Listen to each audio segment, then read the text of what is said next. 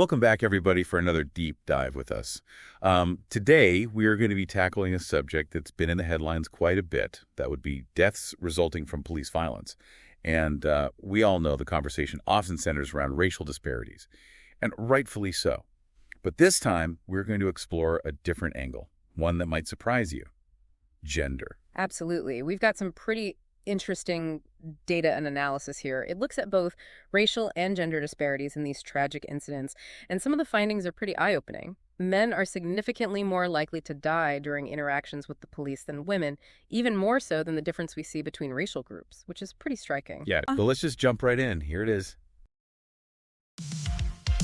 Welcome to Gender Decoded, where numbers align, seeing the stories that data defines, breaking the barriers, truth untold, insights in gender, the data falls.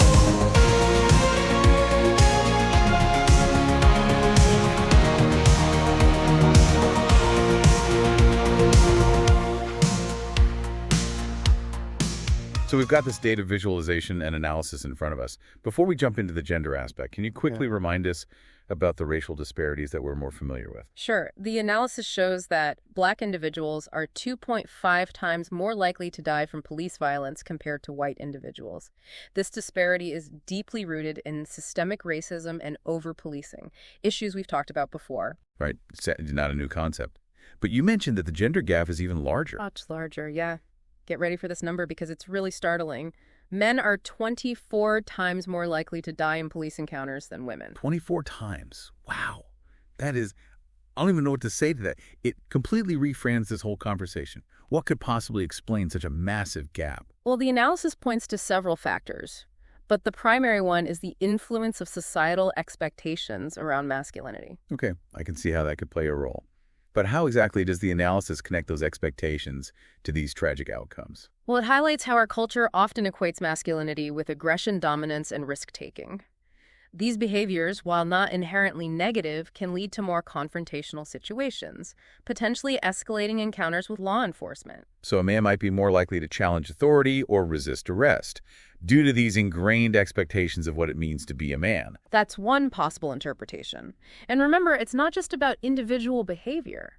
These ingrained societal norms can also influence how officers perceive and react to men, especially men of color. So we're talking about unconscious bias based on these deeply rooted stereotypes about masculinity. Precisely. And to give you a concrete example from the analysis, consider male-dominated environments like construction sites or high-crime areas. Men are statistically more likely to be present in these settings, which inherently increases their chances of interacting with law enforcement, often in already tense situations. That makes a lot of sense. And of course, these environments often overlap with communities of color, which adds yet another layer of complexity to the issue. Exactly. We can't ignore the intersectionality at play here. Black men facing both racial bias and this masculinity factor are unfortunately at the highest risk. To fully understand the scope of this problem, we need to consider how these identities overlap and amplify the dangers. Yeah, it's a tough reality to face, that some of the very things that society tells men they should be can actually put them in harm's way. It really is. It's a sobering thought. And it raises a lot of questions about how we can challenge these harmful norms and create a safer world for everyone, regardless of gender or race. Yeah, it really is a sobering reality, isn't it? We've been talking about some of the reasons why men, especially Black men, are disproportionately victims of police violence. But we can't ignore the other side of that statistic. If men are 24 times more likely to die in these encounters, what does that say about women's experiences? That's a good point. We've been focusing on why men might be at higher risk, but we haven't really talked about the flip side. What does the analysis say about how women are perceived and treated in these situations? It suggests that women generally benefit from being seen as less threatening. This perception, while rooted in outdated gender stereotypes, appears to be a protective factor for them in these interactions. That's interesting. But it's a little unsettling, too, isn't it? We're essentially saying that harmful stereotypes about women being weaker or less aggressive might actually be keeping them safer during police encounters. It's definitely a complicated issue. We're talking about deeply ingrained gender roles here and how they play out in these very intense life or death situations. The analysis highlights how these societal norms, even when based on harmful stereotypes, can have very real consequences. It makes you wonder, though, are there other factors at play here as well? Yeah. The analysis mentioned men being more likely to be in high-crime areas, but statistically, women are also less likely to commit violent crimes. Could that be a contributing factor to the gender gap, too? Absolutely. It's important to consider that men are more likely to be both the perpetrators and victims of violent crime. This is reflected in crime statistics across the board and likely contributes to the disparity we see in police violence fatalities. So it's not just about perceptions and behaviors, but also about the circumstances in which men and women are more likely to encounter law enforcement in the first place. Okay, so we've got these intertwined factors. Societal expectations of masculinity, the prevalence of men in high-crime environments, and even the statistical likelihood of men being involved in violent crime. It paints a pretty bleak picture. But are there any glimmers of hope in this analysis? Like, what can we actually do to address this huge gender gap in police violence? Well, it's a complex problem, so the solutions aren't going to be simple either. But the analysis does offer some potential starting points for us. Okay, I'm all ears. Where do we even begin to tackle something like this? Well, one key area the analysis highlights is the need for policy changes within law enforcement. No, okay. You mean things like mandatory body cameras and independent investigations of police shootings? Those are definitely important tools for accountability. But the analysis goes a step further. It emphasizes the need for specific training programs that address both racial and gender biases. So not just teaching officers to recognize their own biases, but also helping them understand how those biases might manifest differently based on the gender of the person they're interacting with. Exactly. And it's not just about theoretical awareness either. It's about equipping officers with practical strategies to de-escalate situations, especially when dealing with men who might be perceived as more aggressive or resistant based on those harmful stereotypes we've been talking about. So instead of automatically resorting to force, officers would have the training and tools to assess situations more accurately and respond in a way that's appropriate to the individual and the circumstances, regardless of gender. Precisely. It's about creating a more nuanced and equitable approach to policing, recognizing that one size does not fit all. That makes sense. But are there other approaches we should be considering as well? It feels like changing the culture within law enforcement is only part of the solution. You're absolutely right. The analysis stresses that real change requires a multifaceted approach. Addressing those deeply rooted societal norms and expectations around masculinity is absolutely crucial. So it's not just about reforming law enforcement. It's also about challenging those harmful stereotypes that contribute to these disparities in the first place. Exactly. It's a long-term project, but it requires a shift in our cultural landscape. We need to promote healthier, more inclusive ideas about masculinity, both in our personal lives and through media representation. That's a big undertaking. It feels almost overwhelming to think about tackling such deeply ingrained societal beliefs. Where do we even begin with something like that? Well, there are already organizations and individuals doing amazing work in this area, challenging toxic masculinity, promoting positive male role models, encouraging open conversations about emotions and vulnerability.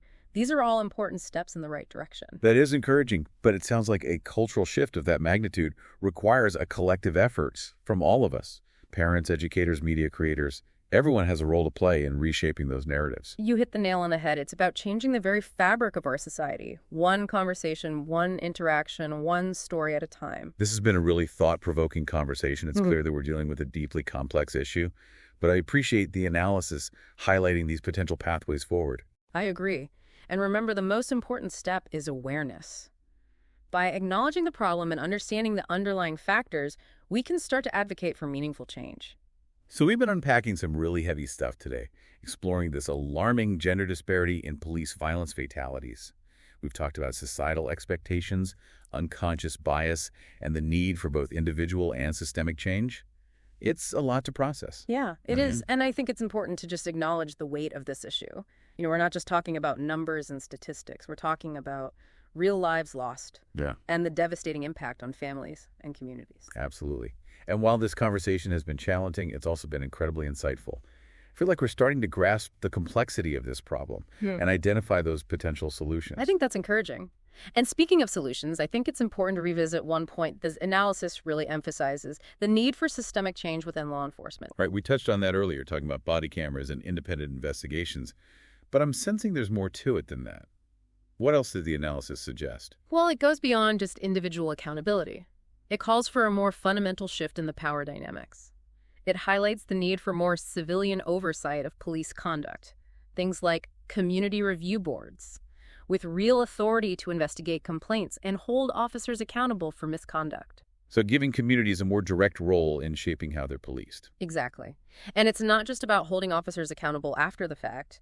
The analysis also advocates for policies that prioritize de-escalation and conflict resolution, shifting the focus from force to communication and community engagement. So changing the very culture of policing, moving away from an us versus them mentality to one of collaboration and mutual respect. That's the idea. It's a long and challenging process, of course. It requires buy-in from both law enforcement and the communities they serve. It feels like a lot of the solutions we've discussed today, whether it's addressing those harmful stereotypes about masculinity or transforming the culture of policing, they all require a fundamental shift in perspective. You're absolutely right. Yeah. It's about recognizing that this isn't just a law enforcement problem or a men's issue. It's a societal issue that we all have a responsibility to address. So it's not enough to just be aware of the problem. Yeah. We need to be actively working to dismantle those harmful systems and create a world where everyone feels safe and respected, regardless of their gender or race. Couldn't have said it better myself. And I think the analysis ends on a really powerful question that we can all ponder as we move forward. Okay, I'm ready.